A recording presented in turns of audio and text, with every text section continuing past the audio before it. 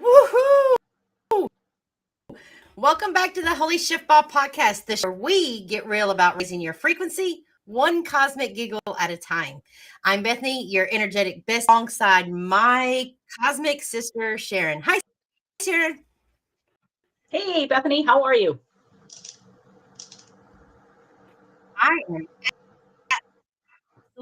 absolutely great. How are you? I am really, really fabulous. Can you, before we bring on our guest this week, who is amazing, what was your Holy Shiftballs moment? We'd all love to hear about that.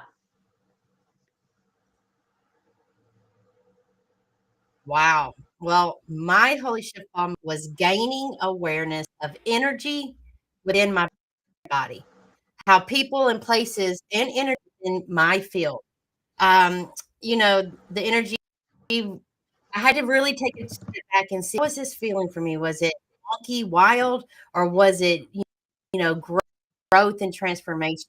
So yeah, I didn't, and being aware of what I was feeling without allowing my mind to make it right, and just being present and seeing how the energy felt within my reality. So yeah, that was my Holy Shiftball moment. About you? Wow, that's pretty amazing to have the awareness that without making it right or wrong and just observing.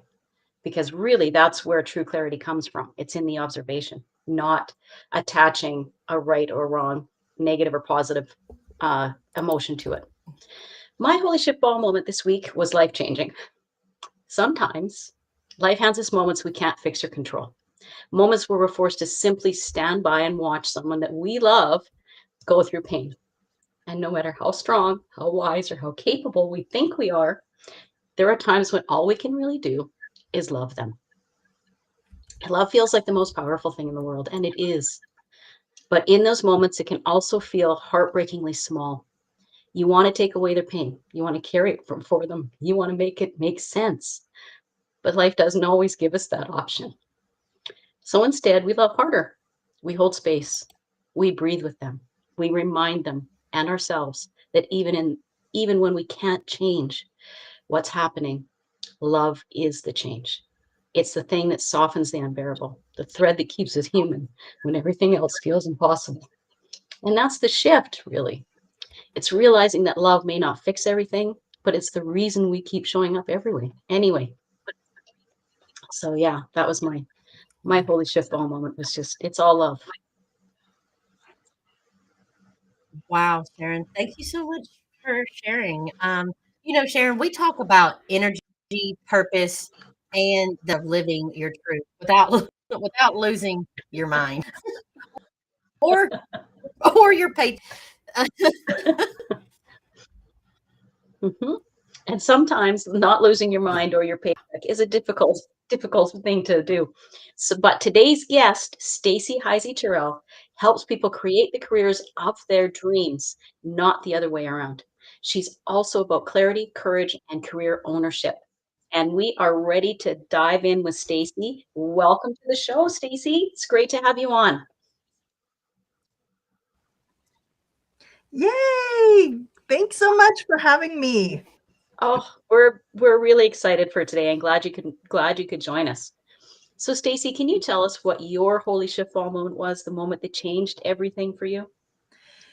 Yes, my Holy Shiftball moment came about 3 years ago when I realized I just can't stand to have one more boss. I can't do it.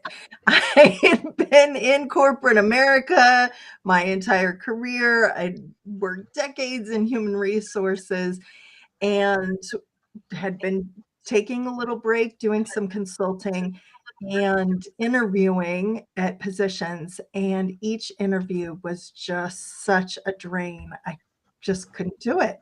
So I didn't know what to do, right? Like, what else do you do? I had to work. And Exactly. I met a career ownership coach who changed my life. And now I get to do the same for others. We spent a lot of time on defining my goals and then finding options and exploring those options, doing lots of research for what were options beyond the traditional job that might fit my goals, fit my needs. And that is really that's really intriguing because we are so trained to stay in 9 to 5, to get up every morning, go to your job, work for someone else, earn that paycheck, and then 60 or 65 hits. If you're lucky, you can retire at 60, or 65 hits and you retire. And that is just ingrained generationally. And so for those of us who choose a different path, it can be really daunting. And there's not always the support because people have you pegged. Oh, I think this is what you should be doing with your life because this is what you're good at. This is what we think you're good at. Mhm. Being supportive, but they're really holding you back from, your dreams. So how do you help people make that shift from I have to have a 9 to 5 to make it work to wow, I have options and I can explore them. Yeah, well, I think you're exactly right. And a lot of the clients that I talk to will be in the middle of their careers and even say things like, I don't even know how I got here. Like I just kept taking promotions and listening to people who said it's that you're good at this and just kept going down the road. And now I'm not feeling real fulfilled. This isn't really meeting my needs. It's not meeting my goals. Yeah, what do I do? And I think a big first step is realizing like it doesn't feel good, right? I'm a round peg in a square hole, and it doesn't have to be like that. We feel like that. Um, and then spending some time, often spending time with a coach is helpful. Having a stranger ask you questions. What are your goals? How do you define success? What is it that you and your family need as far as income, lifestyle, wealth, equity? Where are you headed? What does that look like? And it's okay if that looks really different than your neighbor or your dad or your brother. That can be unique to you and your place in life. Absolutely.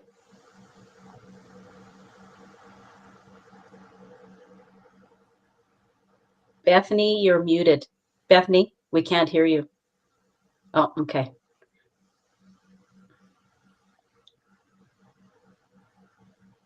Nope. Oh, we're having a couple of technical issues today, but that's all right. We're divinely guided. Feel like her And spirit is still I streaming through the exactly, video, right? exactly. She's still lightning. So what what does career ownership really mean? Like what does that mean to someone? Career ownership. Yeah. Well, often I think we look at jobs, what jobs require of us. And then Mhm. we modify our lives. We do lots of backbending to fit into that idea for corporations or organizations. I'll find childcare, I'll travel, I'll take this salary that I may not be happy with, or retirement that doesn't look exactly how I wish it would. And we bend to the job. Career ownership is really taking a moment to define our goals, our idea of success, and then find career opportunities that match us, right? That fit with that income level that we desire, that fit with the lifestyle, the flexibility, the balance that we want. So really kind of harnessing the idea, no matter what that option is. Often it is business ownership, but that can be working for a corporation just in alignment with our goals. I think we can hear Wow. you now, Bethany. What's one myth about career change? Can you? Yeah. Woo! Woo! We're knocking it out of the park now. Win it! Win! Woo! Woo! Yes, winning. Oh my gosh. So, you know what is one myth about career change that drives you absolutely nuts? Well, I hear this one a lot. Right. So I hear from people who have been down the road a little ways, and they say, I'm too settled in my career to make a change. I won't earn the same money. I won't have the same job title. Maybe I won't have the same perks if I make a change. And that might be true, that might not be true, but declaring that kind of in the beginning without researching, without looking, often the clients that can get over that hump say, well, I don't know, is title so important to me? What is the income level that I need? What does that need to look like? Would I trade income for some flexibility, or not having to travel or do this or that? And so really defining what are your goals. If your goal is the salary and the title, yeah, maybe a career change isn't for you, but kind of that declaration out of the gate frustrates me. Like, open your mind, there's lots of options. A lot of times we don't know what's out there till we start looking, start bumping into people. And then that's when often the magic happens, right? And we get ideas. We never knew this was possible till we hear a story from someone else. And then we could see that in our future. And that's pretty exciting. Kind of taking those narrow blinders off. Well, and that's the thing too. I have a friend who always said that people were promoted to their level of incompetence because they'll be really good at their job. So they'll be promoted and then they'll be great at that job too. They're like, wow, you were like one of the best employees we've had. We're going to promote you again. So they promote them again. And yeah, they do all right. And then they promote them again. It's like, nope, that's where you stop because you've reached your level of incompetence. And I think that's where a lot of unhappiness starts because you're in a job you don't like, you're not great at it, you don't enjoy it because of the challenges, you feel frustrated, you don't want to go to work every day, and that's what starts the Mhm. whole roller coaster ride of do I change, do I not change, what do I do, right? So now after all that explanation I forgot my question. I wish you couldn't hear me right now. Well, Stacy, Go I ahead, have Bethany. I've got a question. I've got a question. Okay, Stacy, how many of your clients you see are absolutely, stuck in the mindset and unable to connect the heart, Mhm. allowing them to really step into the purpose? How many are you seeing a bunch of that? And if so, how do you guide them to maneuver out of the mindset and to step into the heart?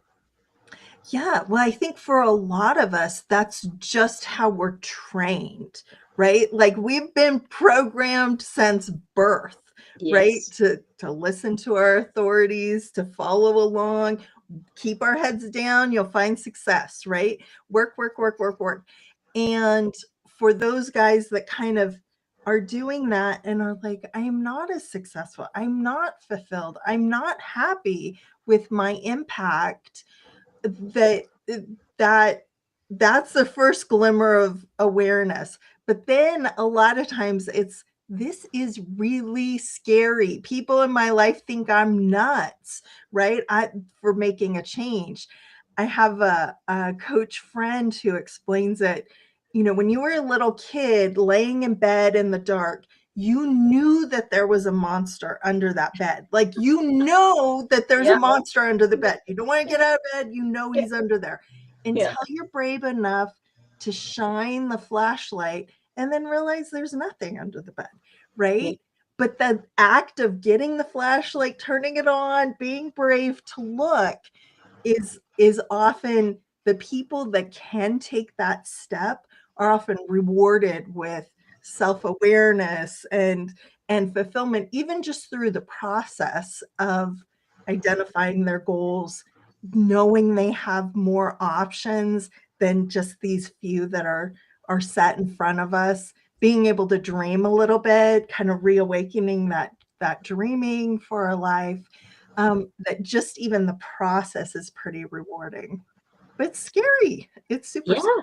Oh, it's frightening. It's frightening. And like you say, there's many options out there. You don't necessarily have to go into business ownership and become an entrepreneur. You don't Mhm. have to do that. There are many other avenues available to you as well. How many people would you say, like you've helped thousands of people, how many people would you say choose entrepreneurship or just go in a totally different path and say work for a nonprofit or work for, Mhm. a business that Mhm. really aligns with their core values and what they believe in? Yeah, that's a great question. So our research shows that about 75% of the adult North American population thinks about working for themselves. So probably like Monday mornings, right? A lot of us hit that 75%, but only about 5% of people actually do it, because it is pretty scary. It can be risky, and we do lots of research and try to mitigate a lot of those risks or know them before you get started. But for a lot of folks, just what you said, Sharon, thinking about a job position or even taking on an additional job of volunteering at an organization where they get to exercise some creativity or see impact, taking on kind of a part-time business so they could try it or kind of mess around with that, often is an outlet that makes your day job not so bad, right? And it doesn't have to fulfill all your needs. You could have other avenues, just like we have lots of friends, right, that do different things for us, and activate different parts of our minds. Our work and volunteering can do that too. Yes. Amazing. Amazing. All right. See, we're come to the part where we're going to play a little game called Shift or Shit. All right. So we Shift toss or out a few shift. scenarios. We toss out a few scenarios. You tell us, if it's expansive as shift or if it's totally something to let it go and it's shit. So, all right, I'll go working 60 hours a week because it just working 60 hours a week because busy season. Shift or shit. Um, I think, sometimes we hit those seasons, right? As a business owner, sometimes I work some weekends or evenings. I think the key to making it a shift moment and not a shift moment, bad shift, is why, right? Why are you working just to keep your head above water? Is it a finite period? Is this just the crunch? Or is this the daily expectation and it's grinding and you're missing things that you don't want to miss? So is it worth it? Is it fit in your goals? Does it help you get to where you're going? Or not? Is this really just wearing? So I Yeah, hedged on that's that a one. great point. That's a great point. Okay, Stacy, Mhm. everyone should have a side hustle, shift or shit. I think a side hustle is great. I would say shift, but that side hustle could be something we do with our kids or volunteer or some other outlet, or we're doing art in the basement and may sell it, may not, right? Maybe that's Christmas presents. But I think that's great because our brains need lots of outlet. Yes, shift. Oh, awesome. All right. All right. Staying in a toxic job for the shit or shift. Shit. Yeah. Again, this is like a limiting belief, right? That this is our only option to get benefits. There's only one way. And that's just not true. We know that that's not true. And so taking some effort to find out what else is possible, how other people enable that in their lives often is extremely empowering, right? We don't have to suffer in these situations. Again, might be a short term to get you to your goal, but you should be moving towards a goal, right? Yeah, absolutely. Okay. Now, this is something we hear a lot. Follow your passion and the money will come. Shift or shit?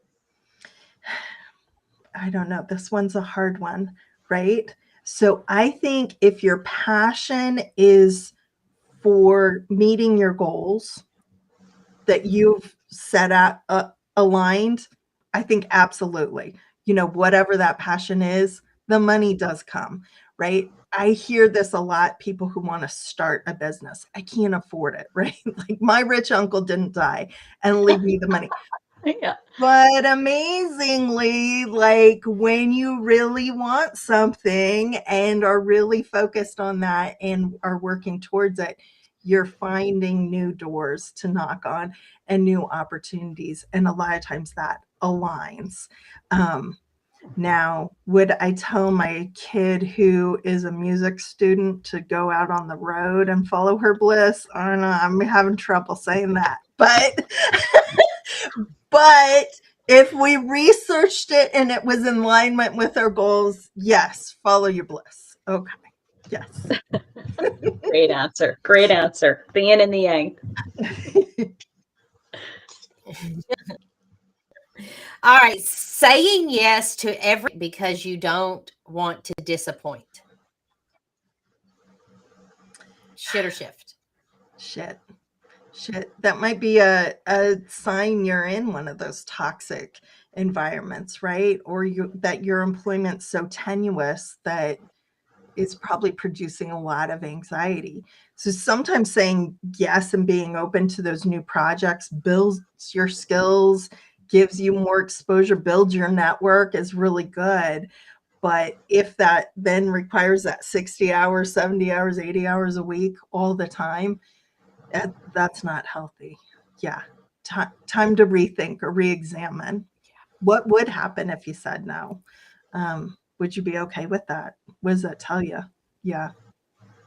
Yeah, that's a great Yeah. question to ask yourself. What would happen if I said no? And am I okay with it? Mm-hmm. That's a really good lesson for everybody right there. Okay, so this is something we hear from people all the time online. You can have it all. Just manage your time better. Shift or shit? I've been a working mom too long. I know that's not true, right? Yeah, I think that's why it's important to have goal alignment. Your goals when you're young in your career are really different than when you're mid-career or when your family's young or starts growing or when you're reaching retirement. So your goals need to be shifting with you and seeing what's possible in each season. I think is most important to maximize your season, right? Perfect. I like that. Yeah.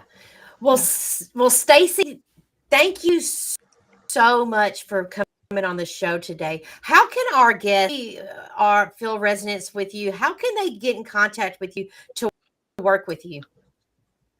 So my name is so complicated, Stacy Heisy-Turrell. You can try to find me on LinkedIn, would be good. Or you can go to my life, my biz, BIZ, shiftballs.com, and that takes you right into my website to get on my calendar and schedule a complimentary coaching session with me to talk more about your goals and your options.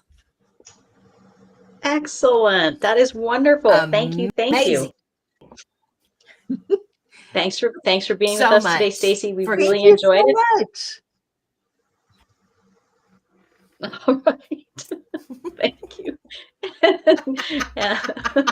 That was great. That was really good. Well, That was really eye-opening because you really have to ask yourself some hard questions and really dig deep to get the answers to figure out, do I want to make a change? Am I just unhappy in other areas of life and I think it's my job, or is it my job affecting the other areas of my life? And what would happen if I made a change? Or what would happen if I said no? Or yeah, she really brought some awarenesses out today. That was really key. Yeah, that was good. Yes, Sharon. Oh, next week, I'm so excited. We have our first repeat guests. It is Terry J, the Cowgirl Shaman. Now, Terry J was our very first guest, but right at the time, she said, I want to come back because I want to do some readings for people because she didn't have a chance to do that. So it's going to be a little different. She wants to have people write in some questions or, message us during the show and ask questions, and she will do a reading for them. And you don't have to use your real name. You don't have to, people don't have to know who you are. She just wants questions, and then she'll do a quick reading for you. And I think that'll be really exciting because Terry J's got a wonderful sense of humor, and it'll be really a lot of fun. So yeah, we're really looking forward to that for sure. For sure. Well, until next time, keep your vibes high and the laughter. Thanks for watching the Holy Shiftball podcast. See you next week. Bye-bye.